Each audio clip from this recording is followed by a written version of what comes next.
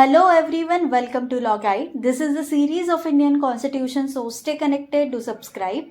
In this video, we will study Article 19 of Indian Constitution, which is under Part 3, Fundamental Rights. Article 19, Protection of certain rights regarding freedom of speech etc.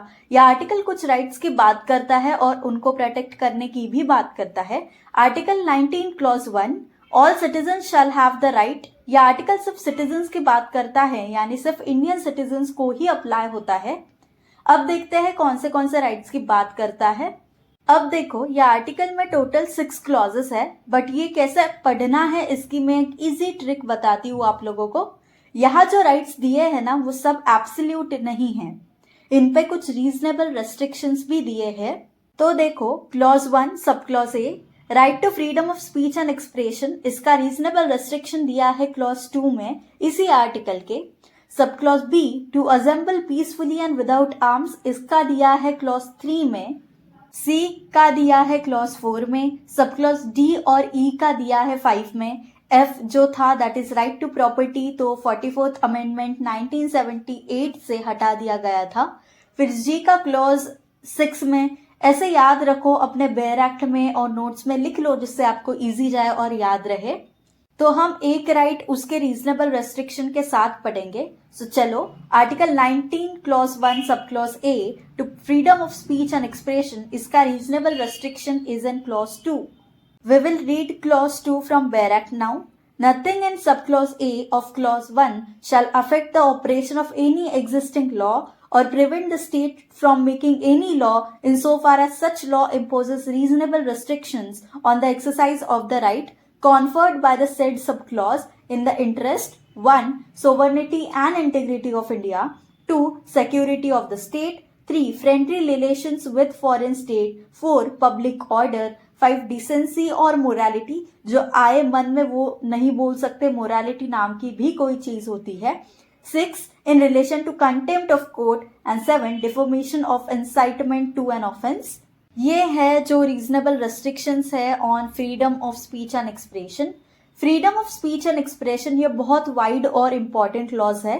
Let's see some cases जिससे इसका scope और wide हुआ था. First is Bijoy versus State of Kerala, also known as National Anthem case. In this case, there were 3 students जो school के assembly में national anthem गाते नहीं थे बट खड़े जरूर होते थे.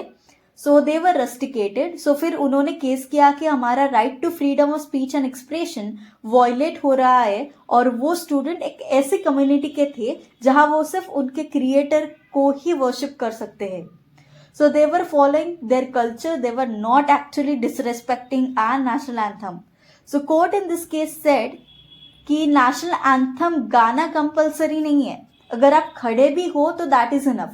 Also freedom of speech में freedom of silence भी होता है. नेक्स्ट केस है Brijbhushan versus state of Delhi.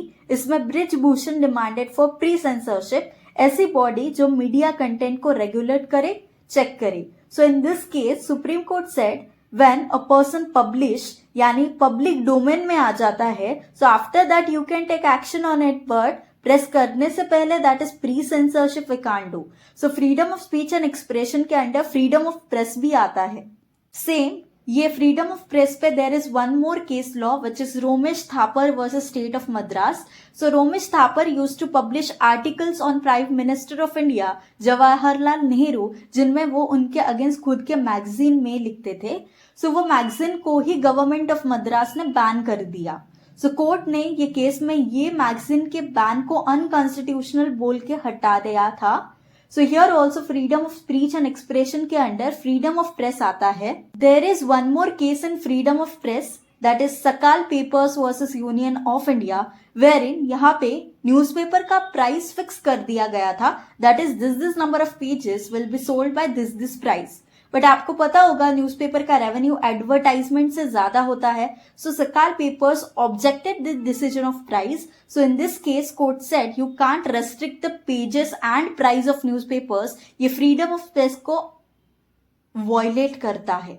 Next case है R Rajagopal versus state of Tamil Nadu, wherein R Rajagopal was in jail, और तभी ही रोट हिज ऑटोबायोग्राफी वेरिन उस पे बहुत से IAS IPS के नाम भी लिए गए थे. सो ये सब IAS IPS वगैरह कोड गए दैट यहाँ डिफेमेशन होगा अगर ये ऑटोबायोग्राफी पब्लिश हो गई तो. But the court in this case said कि R Rajagopal have right to freedom of press. जब वो पब्लिश करके पब्लिक डोमेन में आ जाएगा तब आप उस पर एक्शन ले सकते हो अगर कोई डिफेमेशन होता है, बट आप पहले नहीं ले सकते हो. Same as Brij Bhushan case. Next case है हमदर्द दवाखाना वर्सेस यूनियन ऑफ इंडिया, जिसमें ये बोला था जो एडवर्टाइजमेंट्स रहती है, commercial advertisements, are they part of freedom of speech. So in this case court said no, they are not part of freedom of speech. But ये रिवर्ट कर दिया था in the case of Tata press versus MTNL, wherein court said advertisement is part of freedom of speech. This was all about 19 clause 1 subclause A and उसके reasonable restriction in subclause 2. Now let's see freedom of assembly, that is article 19 clause 1 subclause B and its reasonable restrictions in 19 clause 3. Clause 3, nothing in the subclause B of the social clause shall affect the operation of any existing law in so far as it imposes or prevent the state from making any law imposing in the interest of the sovereignty and integrity of India. देखो, sovereignty और integrity of India के against अगर assembly बनाओगे तो वो unlawful assembly होगी, और public order के भी. Lawful assembly peacefully और without arms होगी तो that is lawful.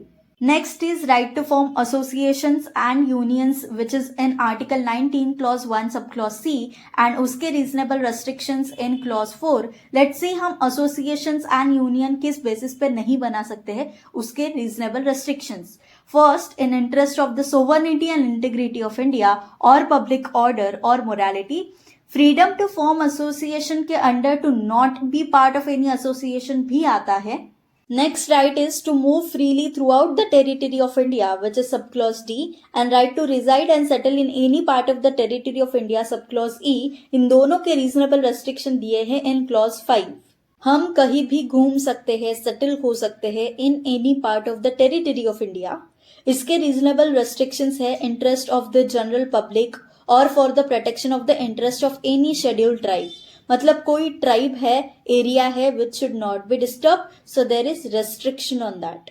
एक राइट था that is freedom to own property, but ये हटाया गया था 44th अमेंडमेंट से.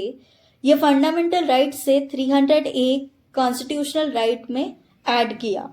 Next right is subclause G, right to practice any profession और to carry on any occupation, trade और बिजनेस, जिसके रीजनेबल रेस्ट्रिक्शन दिए हैं क्लॉज 6 में. हमें फ्रीडम है कि कोई भी प्रोफेशन, ऑक्यूपेशन, ट्रेड या बिजनेस को प्रैक्टिस कर सकते हैं, but there are reasonable restriction on this too. In the interest of the general public और द प्रोफेशनल और technical qualification necessary for practising any profession और carrying on any occupation, trade और business. मतलब अगर कोई क्वालिफिकेशन नेसेसरी है वो occupation को प्रैक्टिस करने के लिए जो स्टेट ने बोला है तो वो कंपल्सरी है. By carrying on the state or by a corporation owned or controlled by the state or any trade, business, industry or service, whether to the exclusion, complete or partial and citizens or otherwise. अगर state ने किसी को exclude किया है किसी occupation, trade या business में तो वो वैलिड है, क्योंकि इन सम केसेस इट इज मर्जी of the state. There are cases for this clause also. First one is BR Enterprises was a state of UP, जिसमें ये पूछा गया था कि लॉटरीज ट्रेड और बिजनेस है कि नहीं. The court said no, lotteries are not trade, not business, because इसमें कोई skills involve नहीं होती है. Next case is Excelwear versus Union of India, wherein ये firm ने बोला that we want to close our firm because of laws. The court said right to carry business does not include right to close the firm or the business. आपको government से closure की permission लेनी पड़ेगी with reasonable reasoning. There also came one question that is education part of article 19 clause 1 subclause G. तो in this case of Unni Krishnan versus state of AP, so court said no, education is not a commercial activity, not a profession, not a trade and not even a business. But in case of PA Inamdar versus state of Maharashtra, court said education can be called as occupation. So yes, this was it for Article 19 of Indian Constitution. Everyone, hope you understood. If this video helped you in any way, please do like, share and subscribe. See you again in next video. Till then, study hard. Remember, we have to make our parents proud. Bye. Take care.